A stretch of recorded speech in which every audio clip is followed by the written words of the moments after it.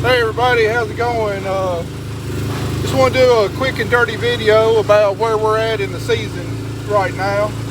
I haven't done one in quite a while, but anyway, it's I think August 23rd, 24th, 25th, something like that, and we're out here late this evening riding around one of our soybean fields, actually the last one we planted, and just scouting the crop, looking at the stage of it, seeing what it looks like. But the biggest thing we're doing is we're out here scouting for Palmer Amaranth pigweed. So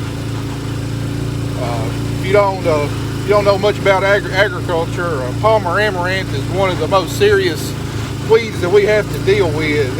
It's a huge problem. It's resistant to almost all the different types of chemistries we got that we can spray over the crop, and just about the only way to get rid of them is to actually go out and chop them or hand pull them.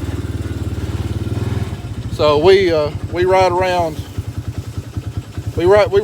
all our fields probably 3 to 4 times a year looking for these pigweeds and getting rid of them. If we don't, we get a grown-up mess in our fields in a hurry, which will really hurt yield. You know, each pigweed plant can produce somewhere, just depending on when it actually germinates, can produce anywhere from 100,000 seeds to over 1 million seeds per plant. So you can imagine you let 1 or 2 of them go to seed, you're going to have a big infestation the next year. So it's a problem we try to stay out in front of by practicing a zero tolerance policy on them and trying not to let a single one of them go to seed. So, turn around and give you a view of the crop.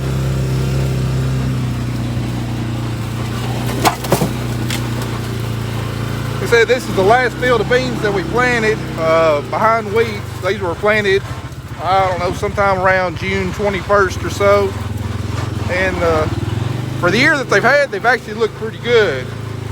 You can tell right here they don't look real good. This is on a real thin hill part, and July and August have been extremely hot and dry. The deeper parts of the soil are still holding on real well, but we've gotten just enough rain in July and August to keep these thin spots, to actually keep the plant alive, but I haven't had enough moisture to really make them grow very much.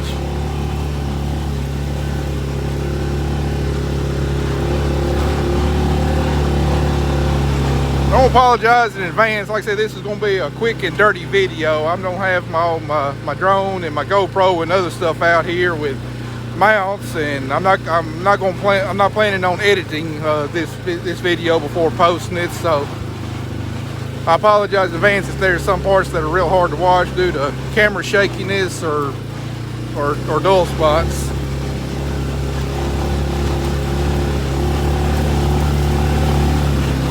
I'm really surprised by how clean this field is. Last year we had cotton here, and it was we probably made 6 trips over this farm last year getting rid of all the pigweed, because they kept on coming and coming and coming.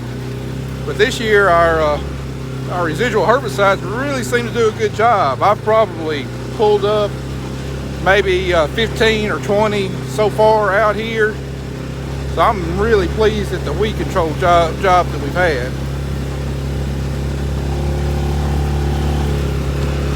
This is probably the last chance I'll have to make a trip around this field. Where our corn is just about ready to harvest. We plan on getting the combines fired up probably about this time next week. So I see one pigweed out here. Let me get out here and show you what it looks like. I like scouting late in the afternoon because with the sun down low, you can really see the differences in the plants and see weeds like this sticking up. This right here is a Palmer Amaranth. This one is resistant to just about all different types of chemicals.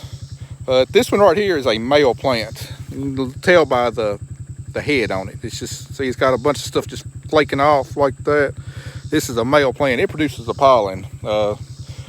The thing about Palmer Amaranth is you have male and female plants. That's what's caused them to become resistant to so many different types of chemicals, is because you got so much diversity in crossbreeding. So it's real easy for them to become resistant to chemicals. So Even though this one isn't a female plant, not a seed producer, I still want to get rid of it. So we'll pull it up, make sure we knock all the dirt off the roots, then we'll throw it on top to where it can dry out. You don't want any of the roots touching the ground because pigweeds can really root back real easy.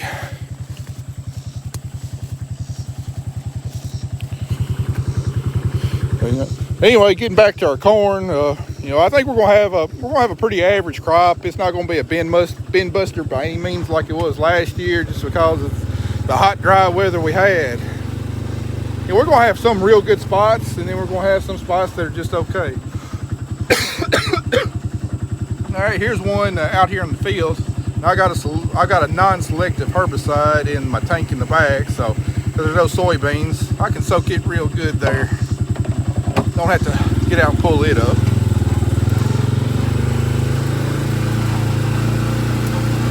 And our cotton crop looks really good. It's definitely been hurt by the hot, dry weather, and some of the thinner spots. A lot of the top crop has been chunked off, but the top crop is not the biggest part of it's not the biggest yielding part of the cotton crop anyway.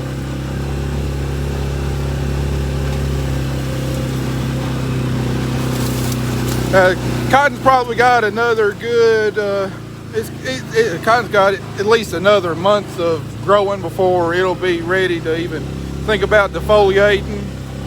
My full season beans, they probably got about another 2 weeks of growing before they'll start getting close to harvest. And these full season beans, they won't be ready for harvest until probably about the middle of October.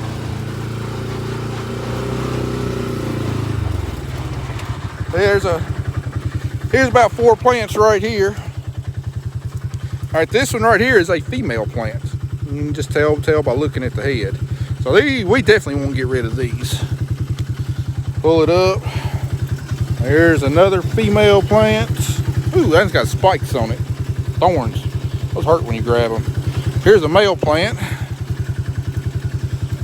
Here's another male plant.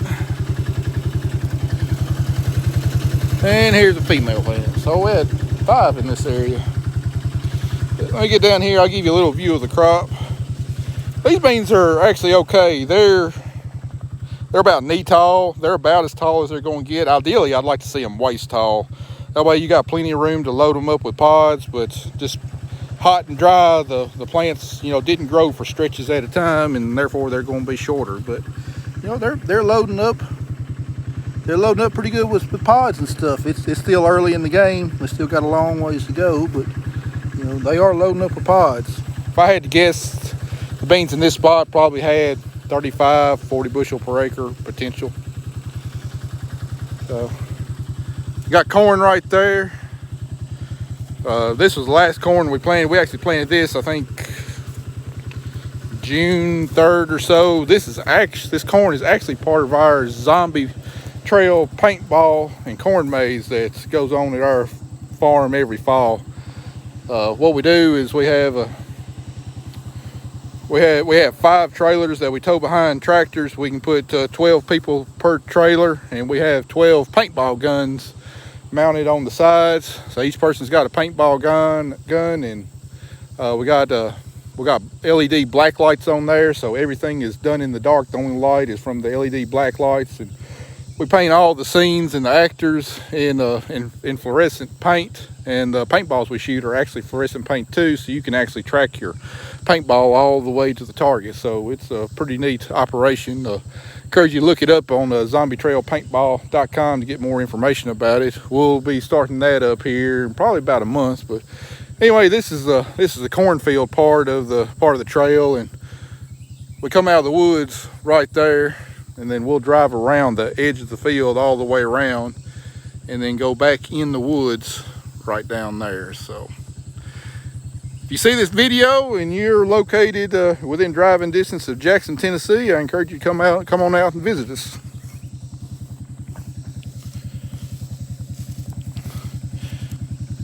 Well, that's about all I got.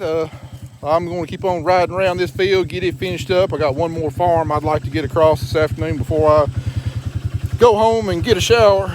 I'm hot and steamy and ready to call it a day. So let me get off of here, and really appreciate you watching. I encourage you to look through our channel and see all the other videos we got. We got a wide variety of different stuff out there. You know, we got our harvest videos that we're pretty proud of, kind of an artistic view of what we see during the fall. We got several videos on how equipment and ag technology works. So if you're curious how a combine works, or a cotton picker, or maybe the technology we use on a farm, you know, how it works on our planters and stuff, you can check those out. So but anyway, we'd really like you to subscribe to our channel. We're trying to build it up to where here, hopefully in the next year or so, you know, we'll actually start making enough money off the YouTube channel in order to pay for the time it actually takes to put these videos out here. So appreciate you watching, and keep tuned. We'll be back again later.